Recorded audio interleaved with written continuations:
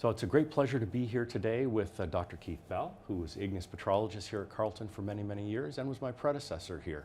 But we also overlapped for a fairly long time. And Keith was quite responsible in many ways for getting me here to Carleton in the first place. So we've stayed close and done a number of things together since then. So thanks very much for being here today, Keith. It's my pleasure. Welcome. So let's start with maybe just a bit about your background. Where did you grow up? Okay, I grew up in the north of England, in a small village just outside of Durham City.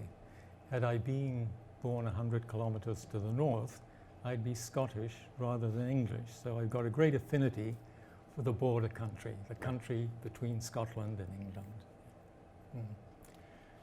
And so you went to school in the United Kingdom as well, I think. Right, I went to school in England and then took my first degree at the University of Leeds, which at that time was one of the best departments in the country. They had a wonderful professor called W.Q. Kennedy, who is famous for being the person who separated basalts into alkali basalts and tholeiitic basalts. Okay. And from there I went to Oxford, where I did my DPhil. They don't call it a PhD, they call it a DPhil at Oxford. And you'd mentioned that one of the professors there was a gentleman by the name of Wager. Right, this was Larry Wager, and he was quite a character. He was really a bit of a Napoleon figure, a very small guy, but very tough. And he wrote the classic book on lead igneous complexes, on Skaergaard. And as you know, Skaergaard has been studied more so than any other lead igneous complex. And the reason why Wager discovered Skaergaard was the fact that he was a mountaineer, and there was a British expedition that was going to go right across the top of Greenland onto the ice cap. They had to do it with all sorts of primitive equipment at that time, and in order to get to the top you had to be a mountaineer. It was so difficult. They didn't have choppers, or at least nobody could afford choppers in those days. So Wager had to climb to the top with this whole expedition. And then lo and behold, they saw what they thought was sedimentary rocks, and it turned out to be Skaergaard, which is the classic igneous lead complex. So one of the things about the department at Oxford was to get through writing your PhD without mentioning the name Skaergaard.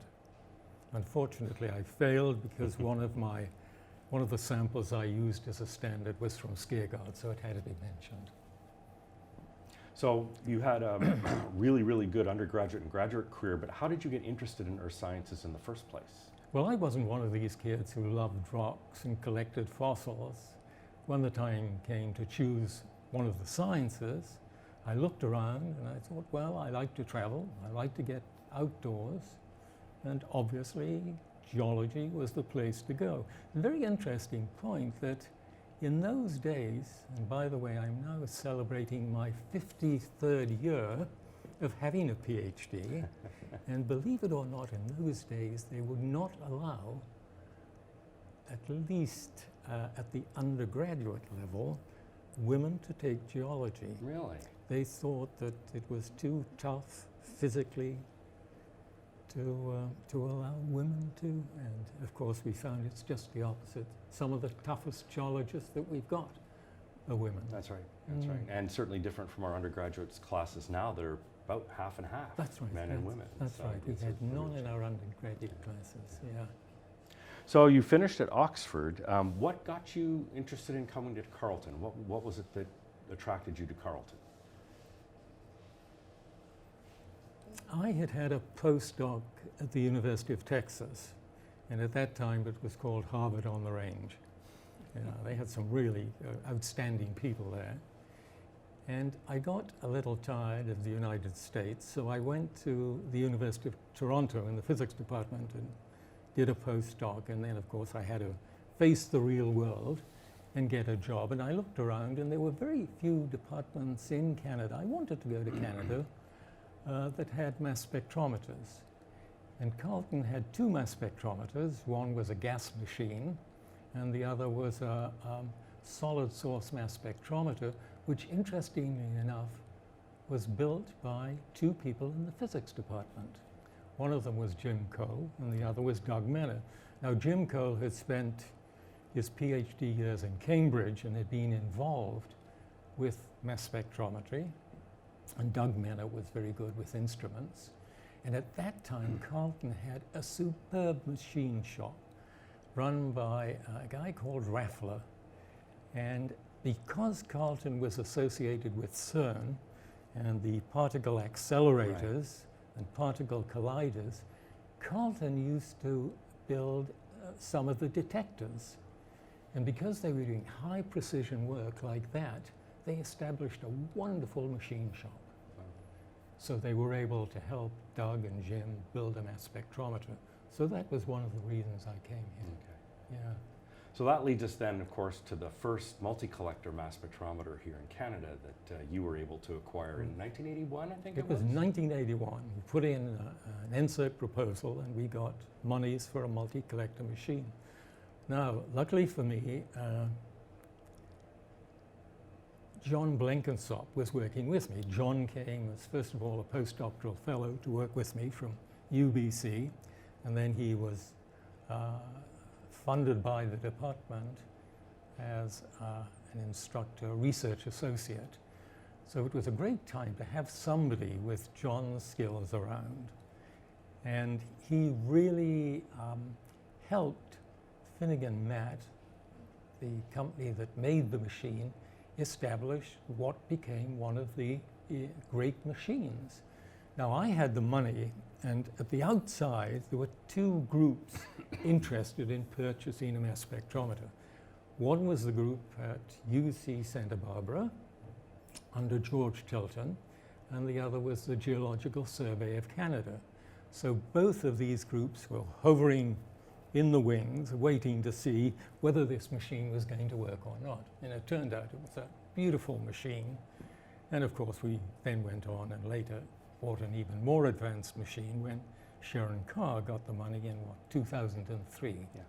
But it was the first multi-collector machine, certainly to work in North America, and I think perhaps in the world. Wow. So we're quite proud of that. Yeah. So that's again where we overlap a bit. I did my grad work at Santa Barbara and got to work with George Tilton on their Finnegan 261. So that was another really good research collaboration that you had. Well, it's an interesting story as to how that research collaboration came about. The four of us working in solid source mass spectrometry, John Blenkinsop, Jim Cole, Doug Menner, we were working on carbonatites. And we found what we thought was something interesting. So we put together a paper which was published in 1982, published by Bell, Blenkinsop, Cole, and Menner. And I sent this, I was senior author on it, and I sent the paper into Nature. Well, it was interesting. The reviews I got were, this is great, it's got to be published immediately. The other one was, this really has, no, we're not sure about it, let's hold off for a while. Well, fortunately, Nature sent this paper to George Tilton to arbitrate as to whether it should be published or not. George said yes, and after he'd written his review for Nature, he got in touch with me and he said, look, these rocks called carbonatites look very interesting. Can I do the lead work? So that involved close collaboration that lasted for, 14, 20 years. Yeah. It was wonderful. He was doing the lead work, we were doing the strontium and the neodymium. Right. And there were lots of students that went back and forth between the two universities too. I remember Jean-Ping Wen. That's right. He did a master's here? He did a master's and did a PhD. And we had lots of visitors from California come here. Sun Tak Kwan would probably Sun Tak have been up a Kwan few was, times, yes. yeah. So we got George involved in carbonatites of Canada, and we would take them out into the field. And we even had somebody from ETH in Switzerland who came along. Yeah. So you came to Carleton. What was the department like when you arrived? The department was fairly small. It covered all aspects of geology. But the impetus, I'd like to think the impetus to get the department going was the arrival of 3 new faculty members: myself, Dave Watkinson, and Giorgio Rinaldi. Wow. So that added a lot to the department. We were in different fields, and it kind of got things going. A lot of stimulation, a lot of graduate students coming in, postdocs, and then of course we got the new mass spectrometer that helped. An important thing about the department that people should be aware of is the Ottawa Carleton Geoscience Center, which was run by a director, and we used to alternate it every 3 years between the U of O and Carleton, and it was a joint program between the University of Ottawa and Carleton in the earth sciences. We had cross-listed courses. We could use one another's equipment, and that added a tremendous amount of vitality to both departments. I was director for 3 years, and at one time we had the largest enrollment of graduate students in the country. We had the maximum number of NSERC scholarships for PhD students, and it was really quite a force to have both departments. It was one of the wisest things we did. We had a lot of power, a lot of thrust. Yeah. Otherwise, you would have been just 2 small departments in 2 much larger universities. Exactly. Both departments were, you're right, both departments were about the same size. Yeah. So shifting gears a little bit, your research career, what were some of the high points, some of the things that you'll always remember that had an impact? Well, the first one is the paper that came out in the Journal of Petrology with Jim Powell. He was just left MIT with his PhD, and we found out we were both working on the same thing, and we decided to join forces. Mm-hmm. And I like to think our paper in JPET was the first to show that you could use isotopes for mixing purposes. You could show that one melt had mixed with another. And we knew something was very strange because we were working on ultrapotassic rocks from the East African Rift, Right. which were of 0 age. And when we plotted the present-day initials, strontium 8786, against rubidium 87 over strontium 86, we had a linear array. And if you interpreted that in the standard way at that time, it gave an age of about 1,800 million years. So we knew that something funny was going on. And we came up with a model where we decided that these rocks were produced by the mixing of 2 distinct end members.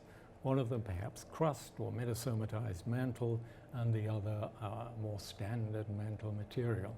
So that was one of my highlights. Second highlight, I think, is I co-authored 8 papers in Nature, which is a Wow. feat in itself, and I wrote 2 news and reviews articles for them. This is where they ask an expert to comment on somebody else's paper. So Right. that was quite an honor when Oh, yeah. they asked me to do this. And of course, thirdly, was my involvement with carbonatites. As you know, I've been in love with carbonatites for 40, 50 years. Oh, yeah. And we showed in this that carbonatites could be used to monitor the chemical evolution of the mantle. If you use basalts, you can only go so far back. With carbonatites, you can go back to the Archean. The oldest carbonatite is 3.0 billion years, and then we've got carbonatites of different ages, ending up with a carbonatite that's active at the present time, Oldunio-Lengai in the East African Rift. So when we looked at the isotopic composite, what we were doing, we were really taking a snapshot of the mantle at different points in time. And lo and behold, we found out that they all came from a depleted source, which was rather unusual. Now, having said that, and looking 30 years later, things, as you realize, tend to get a little more complicated as more data becomes available.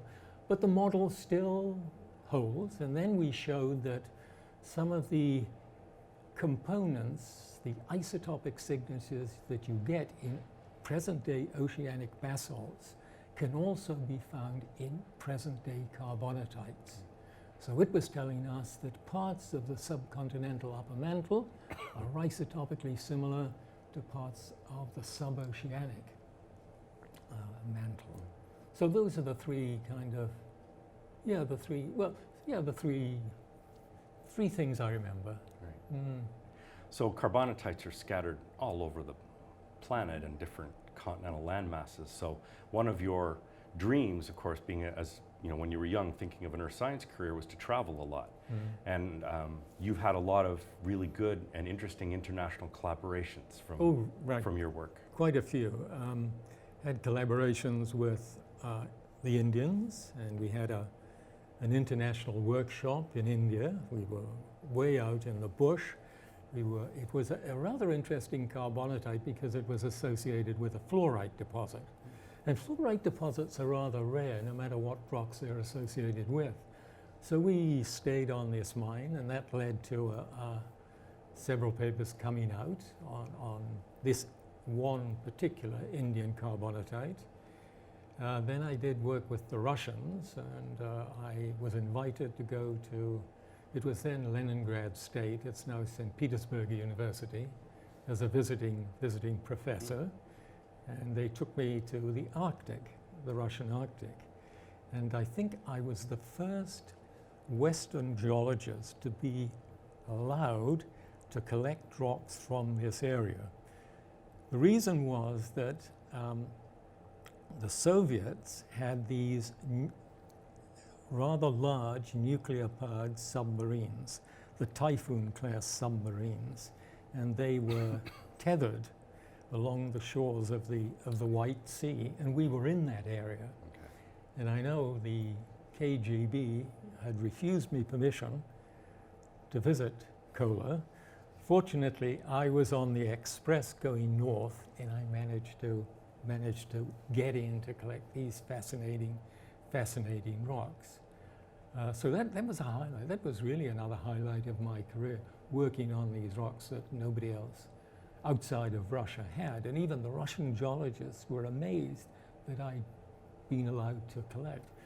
But I was visited by a uniformed KGB officer when I was in the Arctic, and knocked on the door one night, and he was smartly dressed and didn't speak a word of English, but he wanted to meet Dr. Bell. So with an interpreter, we worked through, and I told him what I was doing. And luckily for me, he decided that was okay. Because it's not only getting into a place, it's also getting out of a place. We worked at a place called Apatiti, and it was myself and a Russian geologist. We were going to meet up with, again, it was another international meeting that I was involved with, about 10 geologists from all over the world. And we had to get special permission to go into this city. And outside of the city, you had a military kind of setup. And I was hauled off the bus, as was another passenger who was a Soviet citizen, and they were cranking away on their telephones. And the only thing I understood was Keith Bell, and they said to me, "Fine, you can go in." But the poor guy who'd got off the bus with me was not allowed in, so he was stuck at the Arctic Circle. What he was going to do, I've no idea. So that was another of the interesting incidents I had in Russia, and there were lots of them. And then later on, I became associated, as you well know, with Italian geologists. Yeah. And there was a big controversy in Italy because one of the geologists, Francesco Stopper, found some carbonatites, much to the chagrin of his Italian colleagues. That's the last thing they wanted to see in their subduction model. Mm-hmm. So I had to go over there and kind of steady the boat. And I did some isotopic work, and I was convinced they were carbonatites, and now everyone seems to have accepted that. So I had, 5 or 6 field seasons in Italy, and as you know, we both headed up a field trip to Italy. This was a fourth year course, where we visited old volcanoes along the length of Italy, and then we went on to the Aeolian Islands, and then we went to the top of Etna. Yeah, that was something. Fortunately, Etna did not do what it did about 2 months ago, where there was a BBC team up there, and it blew, and there was some injuries sustained. Right. So Italy, I've had a very enjoyable time with Italian geologists. Yeah, that trip was one of the highlights of my career here. Mm. Well, we've had some good field trips Yeah. together. We also had one to Hawaii. Yeah. The first time I took students to Hawaii was, it must have been the very early 80s, and I was giving a second year 2 to 8 an igneous petrology course. And I had two lectures on Hawaii, and it really got everyone fired up. 2 weeks later, one of the students said to me, "Dr. Bell," he said, "do you think you could take us to Hawaii?" I said, "Well, I'd love to take you, but I can't get the money, and I don't have much time." I said, "It would be a great thing to do." Well, the following Christmas, I was with them all, flying to Hawaii. They'd organized it themselves. Wow. They'd got the money, and one of the young ladies became a former faculty member here.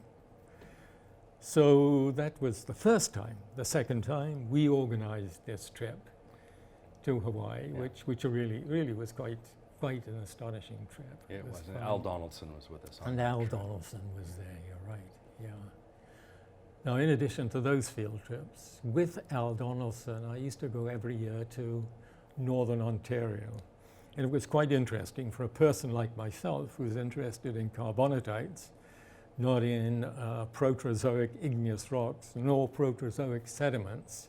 But every year I'd enjoy going up there for 2 weeks with second-year students just to do simple geological observations, a little bit of mapping, recognition of fossils, and teaching people how to handle themselves in the field. Yeah. And I continued that with Al for several years.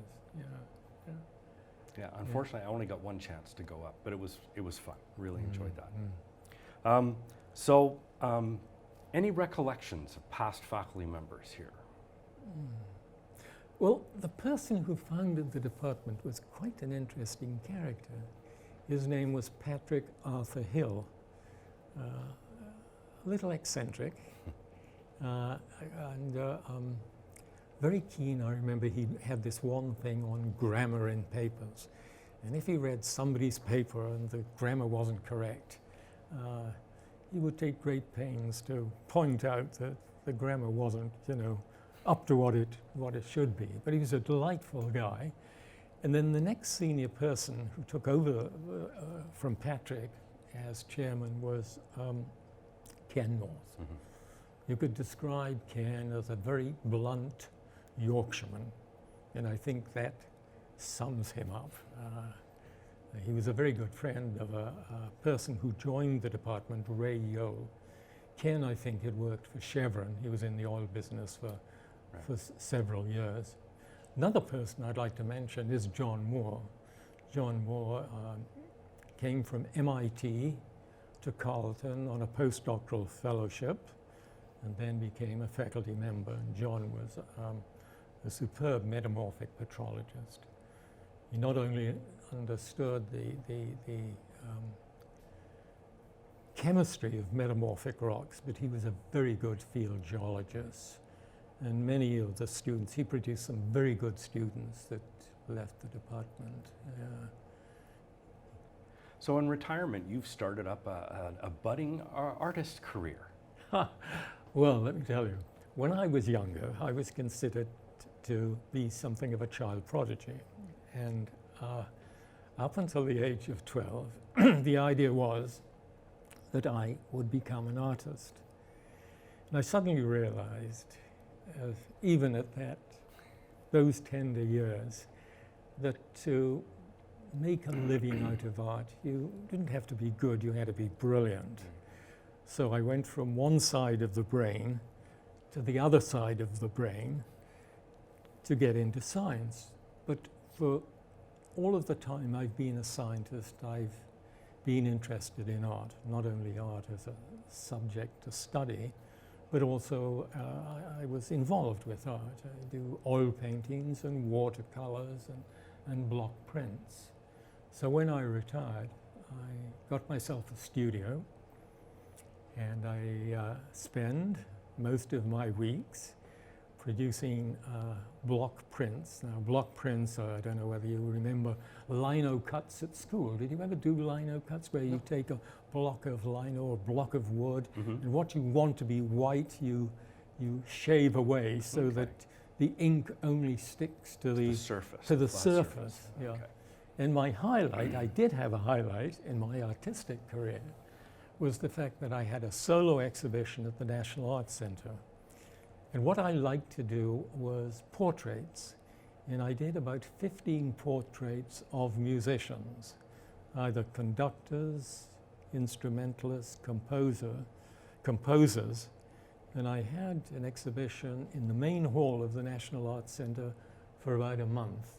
And they showed all of my musically inspired block prints. So that was, even the professional artists, I think, were a little jealous that a non-artist had done that. But I'm still continuing it. And you were saying something about the War Museum is showing some of your Right. prints. As you know, at the present time, it's the 100th anniversary of Vimy. And about 3 years ago, I did as I said, I like portraits. I did a group of portraits of World War I poets. And they're a group of young men in their 20s and 30s, very sensitive, who most of them were either killed or became shell-shocked. And during this dreadful time, they were actually writing poetry. And of course, the most famous anywhere in the world is John McCrae. In Flanders Fields, the poppies grow, and so it goes on. So I did the portraits, and I also did 4 images of the Vimy Memorial. So I got in touch with the War Museum, and they're showing 4 of my block prints in their boutique. And I think they may just be up as we speak. They're putting them up now. So That's great. So that was another artistic first.